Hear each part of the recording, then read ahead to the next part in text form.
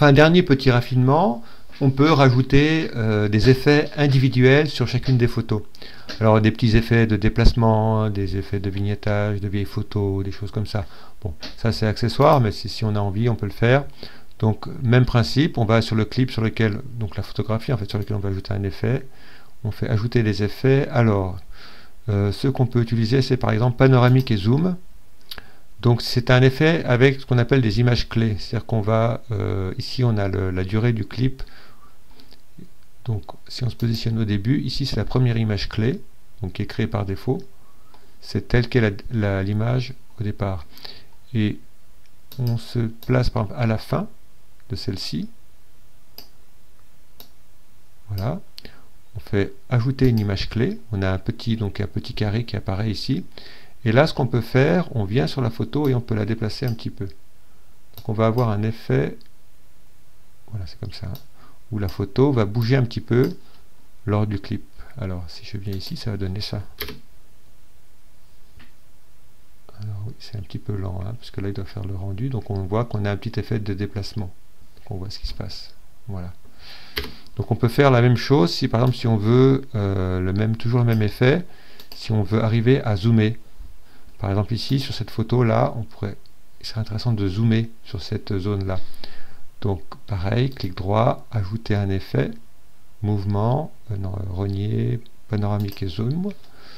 Donc là on fait, donc on a en début ici on a donc la position par défaut, on va à la fin. Alors à la fin, c'est vrai qu'on voit ça, mais on a quand même la fin de la photo ici, tout à la fin. Alors ce que je vais faire, je vais masquer la piste là. Comment je fais? Voilà, je la masque pour bien voir ce que je veux faire. Donc quand je suis ici, je fais ajouter une image clé, j'ai le petit hexagone, le petit carré qui apparaît. Et là, je vais déplacer ma photo, je vais zoomer.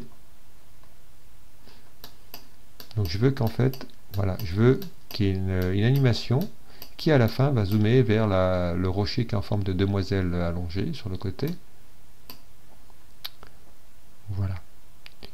Et puis c'est tout. Donc j'ai en début de zone, ici je vais en début de zone, la photo est comme ça, à la fin, elle est comme ça. Donc ça fait une animation, ça fait un film en fait, hein. Donc ça va donner ceci.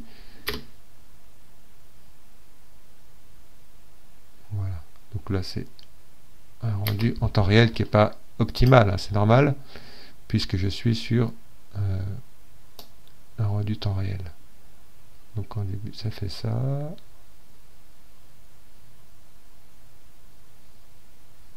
Donc la transition est trop courte là. La photographie a été raccourcie, voilà.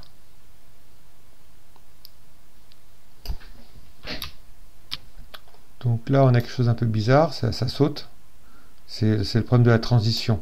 Donc la transition, il faut la jouer à l'envers. Voilà. Donc on a la transition. Donc qui va donner ceci. Donc voilà, avec l'image qui se déplace en même temps et qui va zoomer vers cette zone-là. Donc les autres effets qu'on peut mettre aussi, c'est des effets plus classiques, plus simples, hein, finalement.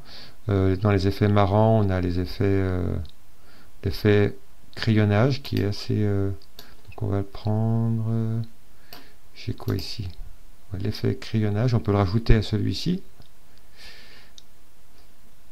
Ou le pont, j'ai quoi? Le pont, j'ai rien, le pont. Donc je vais mettre sur le pont par exemple, ajouter un effet donc marrant crayonnage. Je me suis trompé, j'ai pris grain, c'est pas ça c'est pas intéressant. Ajouter un effet marrant, oups, crayonnage, voilà. Donc là on peut mettre un peu de la couleur, voilà, rajouter un peu. Donc pour le coup c'est un effet qui est assez sympathique. On a les effets classiques, vieux films ou les choses comme ça. Bon, à voir et à explorer en fait, hein.